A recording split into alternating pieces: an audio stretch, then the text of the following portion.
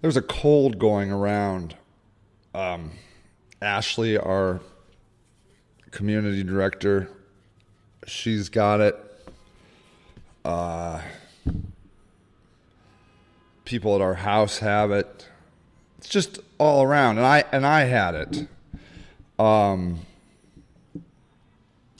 it was actually, at least for me, it was a brief cold. It was like 3 days, so I'm super thankful for that.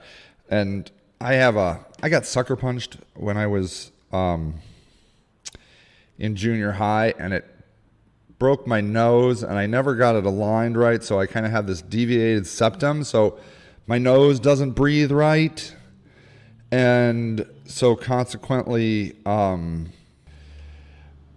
I get sinus infections because the stuff gets stuck in my nose and it can't drain right, and so every time I get a cold, like, I'm always paranoid that I'm going to get a sinus infection. And this time, this was really not where this was all going. I really went after my cold. I got the neti pot. I'm not going to go into the neti pot. It's basically waterboarding light for your nose. I got the coldies. I tried Sudafed this time. I do NyQuil that has the pseudoephedrine in it. You got to get it behind the counter. Advil. I really went after it, and I think it helped. I still have a little. I should have neti potted this morning, but I didn't. But anyways, I think I might be over it. But I get really depressed when I have a cold. like low lethality level suicidal. Like, I'm not really going to kill myself, but like, it comes up in my head. I'm just like, and then I get more depressed. I'm like, really, Sage? You can't handle a cold?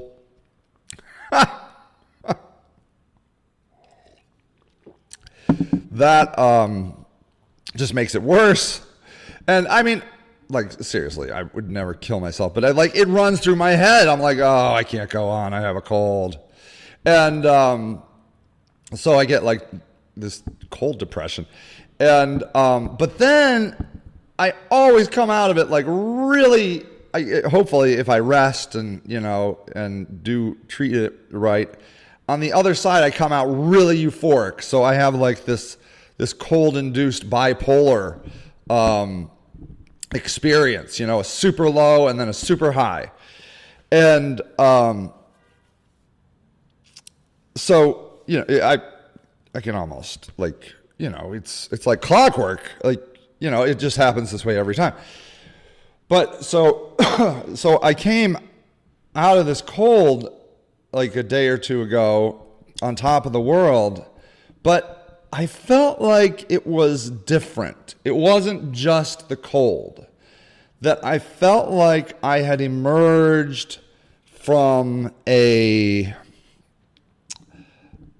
almost dark period in my life.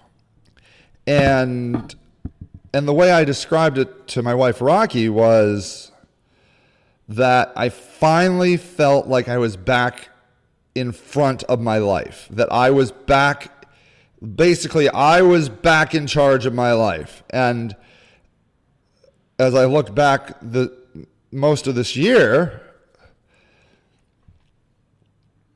like all this year, maybe all this year, I have felt like my life has just been dragging me along with it.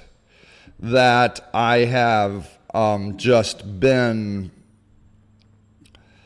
along for the ride. And sometimes that happens. Like that'll happen to me in business, that where you say like the Great Recession, there are times where there are outside forces that are much bigger than you, and it's like being swept up in a giant wave, an ocean wave, that there's no hope of you fighting that wave. You just have to hang on and wait for the wave to end. And it's a weird experience. I think I don't know if people ever feel that way. I'm sure a lot of people feel that way. But that's what this year has been for me because of, the closing of the village, and then the closing of the day center in the lower level, and then the closing of the day center in the upper level. And now the landscaping is being completed across the street in the $12 million new development. And it is very apparent that this location is, homeless people are not welcome here. This is not where homeless people will congregate. You can just see it. I mean, you don't need to be some extreme paranoid person who believes in, flat earth and aliens. Just look at it. There's brand new, to the left of my building, there's a brand new fire station. To the right of my building, there's a brand new apartment building and retail facility. And then behind my building is the new entertainment district. We have a Starbucks, a Maserati dealership, a brand new hotel, a brewery. Homeless people are not welcome here. And it's just the way it is. And so that's why there are no homeless people at 15 Broad Street. But I have been there's so many things that have been seemingly supernatural and divine in nature. I don't know. I'm just grasping for straws of some sort of hope or something. But what I can tell you is I have been surrounded by, through this entire journey, I've been surrounded by really great people. But recently I've been surrounded by several really great young people, like in their 20s, And I'm a big fan of young people, like a huge. I just am a believer in them. I get angry when people say negative things about young people. I could as easily be an advocate for young people as I could for homeless people, because they get a bad rap and old people love to shit on them. I don't understand it. I don't understand why they think that's helpful. What they're doing to that Greta young woman, the 16-year-old, the environmentalist, enrages me. I don't care if you don't, okay, whatever. Yeah. All right. So what? You don't think it matters? You don't think global warming, you don't think we should do anything to make our environment cleaner? I guess fine. But to wish death upon a 16-year-old girl who's just trying to make a difference is almost more than I can handle.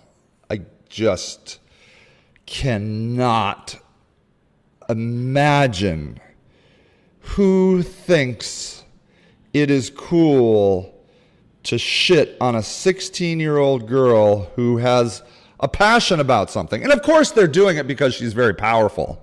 That's the only reason. But just, oh my God. But it's just because I'm really pro young people. Really, really, really, really pro young people. And so at any rate, I feel like the universe has surrounded me by these amazing young people, like these 20-year-olds I'm talking about. And they're not just your typical amazing young person. They are super amazing young people, like super young people. they're like, they're just, they're wonderful, wonderful human beings. And this one guy, like last week, gave me a mixer, an audio mixer, and this podcast is being sent through it right now. And I don't know where he got it, but it's an awesome mix. It's awesome. And I'm really into audio video equipment. Like, I'm just a gadget guy. And I haven't had my mixer out this year. I just been doing basic stuff.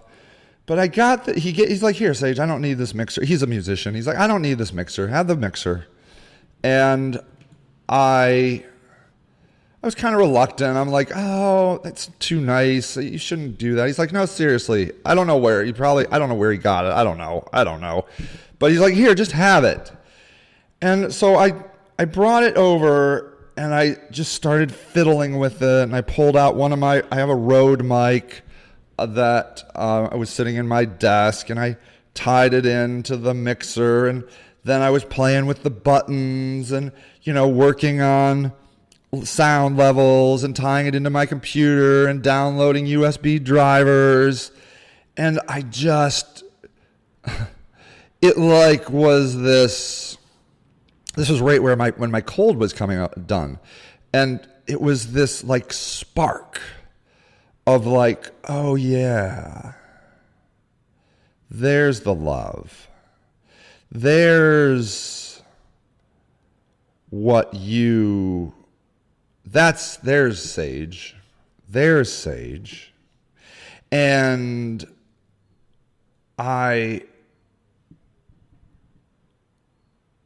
it just brought me back. Like this little mixer, this nice mixer, just brought me back. And it was like, yeah, man, you like to produce content and you like to fiddle around with this stupid crap, and it's what makes you feel alive, and it's who you are. And so I just was like, wow, man. And then I've just been having all these conversations with Shar. I didn't unlock that. You trying to get through? Yeah. I'm doing a little vlog here. This is a podcast, but hold on, the Shar is here. It's this key for both of them. So,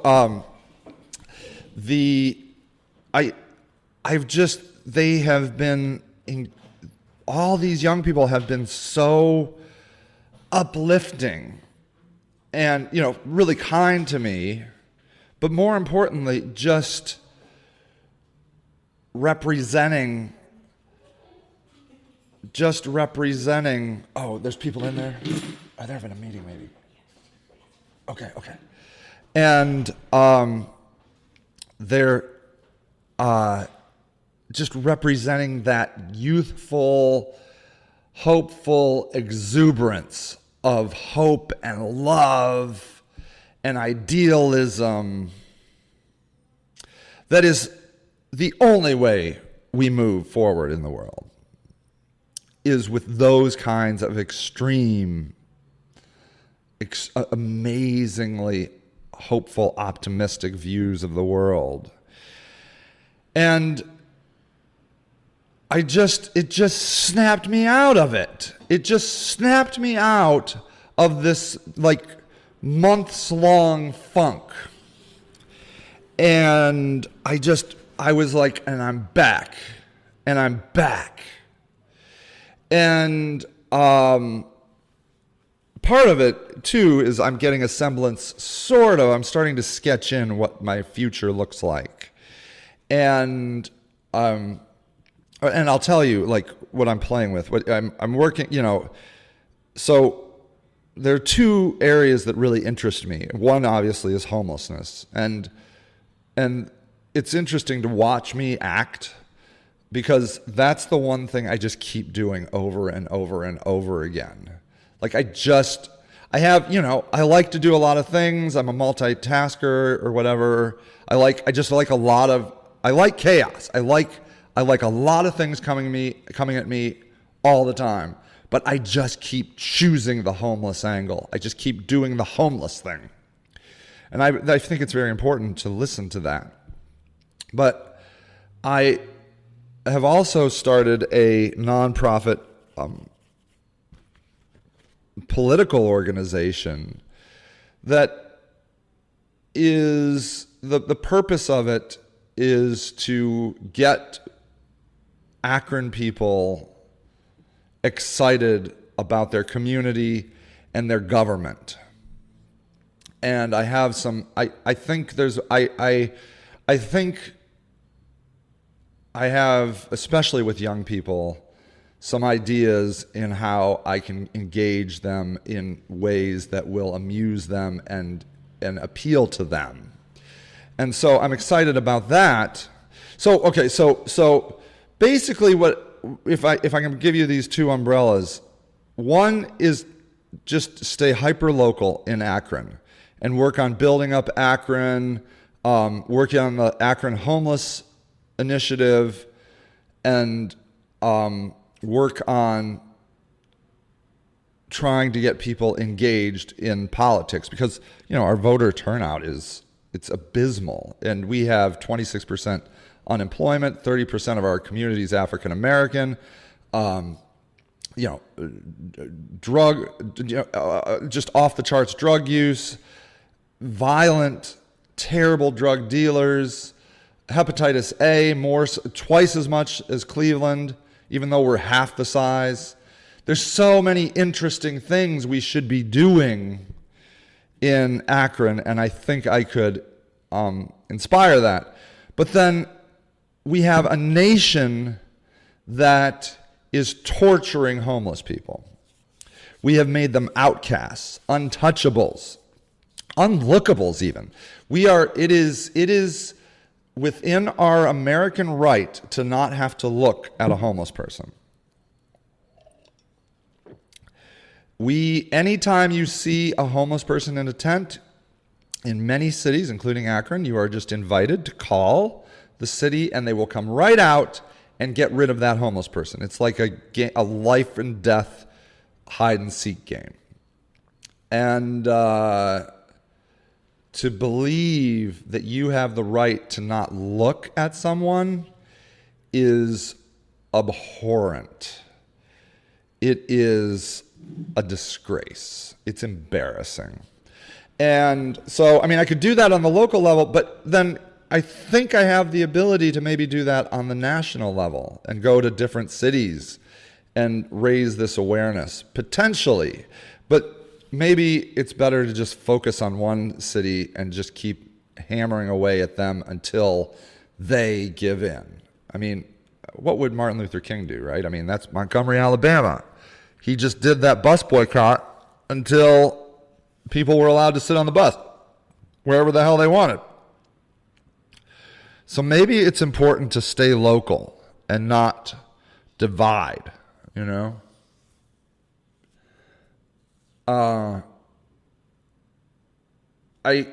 guess, yeah. I don't know. You see, even talking it through is kind of helping me that now I'm leaning towards the local angle, But the reason I bring all of this up is because this coming Saturday, well, today's the 26th, September 26th, and on Saturday, which is amazing to get a Saturday birthday. It's my birthday on Saturday.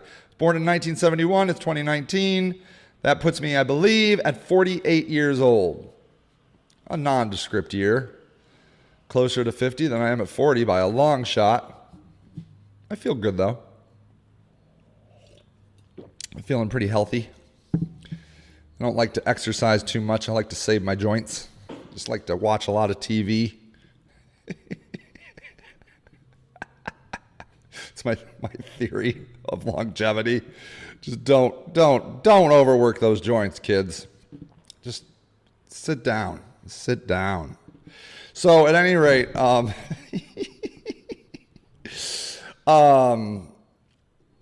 I have been doing a birthday fundraiser over at Facebook. They always want you to do that. They're like, have a fundraiser on Facebook for your charity. And it has been going awesomely. It has been going awesomely. Like, let me go see where we're at right now. Hold on. Let me pull it up. It is 8:50 a.m. 8:50 in the a.m. on Thursday, September 26th. And so far, we have raised $1,420. And I started it, I think, on Monday or Tuesday. That blows my mind. That blows my mind. And you guys blow my mind because of your continual support. You truly care. And you truly want to see things be better for people that aren't you. They aren't even related to you. You're just like, you know what? The way we're treating homeless people in America isn't right. And here's a guy that's willing to go help them. And good job. Go do that. Here's some money. And that's amazing. Amazing. You can spend your money on so many things. And we've bought tents so far. I have sleeping bags coming. We bought mats. We have just bought all the flashlights, emergency blankets, emergency tents, just a ton of stuff. Well over $500 we spent so far. But what I'm trying to get to right now is a shuttle. Because one of the ongoing major issues of homelessness in Akron, Ohio is transportation. A bus pass costs $2.50. It is not in any relationship towards how much income you have. If you're a millionaire and you want to ride the bus, it'll cost you $2.50. If you have zero money, it will cost you $2.50. Otherwise, you are not allowed on the bus. That's wrong in itself. I mean, see, that's a whole thing. Like, I should be doing a campaign, right, to make the bus, the cost of a bus ride income based. If you don't have any money and there's a space on the bus, let that human being get on the bus. Jiminy Christmas. See, that's the other thing is, like, I know a lot about the Akron landscape that would take me a while to figure out in another space. See, I think now I'm leaning towards just staying local, but continuing to develop a national awareness around it. Because if you develop a national awareness around Akron, you can then be like, oh, look, my city has similar problems, you know? And then if I can ever make any movement in Akron, which I have not been able to have any success, they're just so anti-homeless. If I can ever get any movement here and win any battle, then maybe I could go to another city, like Martin Luther King did. But now I think as I'm talking to you, I'm thinking I should just stay local. But, if you want to weigh in on this, I'd love to hear what your thoughts are. But at any rate, I just wanted to let you know, I was very hesitant to even bring this up to you because you already give so much. But I'm going to put a link to the fundraiser. If you want to contribute, what I'm trying to do now is raise enough money to buy a shuttle. Okay? I'm trying to get to $10,000. I think I overshot my goal. By Saturday. Maybe I can get to $10,000. If I get to $10,000, I will spend the night in a camp and document it. I've already been invited to a camp. And I've been wanting to go to a camp, but this would be a good reason to do so. So, I'll put a link down there if you're interested in contributing to that. That's where we're headed next with the fundraiser, is a shuttle. Because then, and may I say, one of our supporters, Lori Beal, I don't know, she's probably a supporter on here.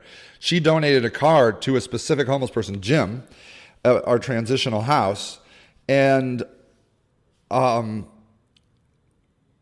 he's got new tires. It inspired him to get his license, insurance, all this stuff. And he now drives people around. So like, I really like this idea of utilizing homeless people to solve homeless people's issues. You know, that was the model we did to renovate our houses. And our first house, our red house, has been completely taken off the inspector's list. It is completely acceptable that's a huge deal. And we've been making huge progress on our other house, our second house. And when we get that off of the list, I think I might have enough mental space in my life to think about raising money to get a third house, because I'm learning houses. Their houses are very different than tents. A tent village is much different than a house. It's a much more close quarter feeling, especially for people that have been living outdoors, and especially for a guy that never ran a transitional homeless house before. I had a lot to learn, but I'm learning it. We're all learning it, and I feel like we are on a path to create a system that works for transitional housing for homeless people. And so we,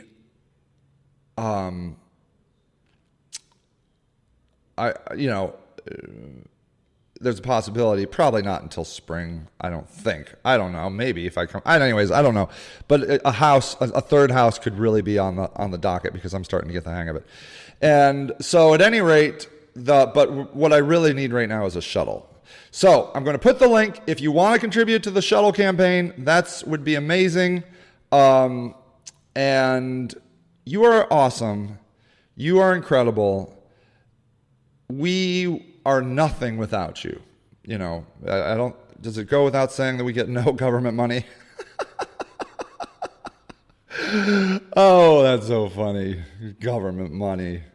The government would take away our money if they possibly could, because I am just a thorn in their side, because they're mistreating severely the weakest among us. We have made them untouchables and unlookables. Unlookables. It's like Lunchables, except lookables. Anyways. All right. When I start talking about Lunchables, it's a good time to wrap up. You guys are awesome. Thank you for everything. I love you. Have a good day. I'll see you later. Bye.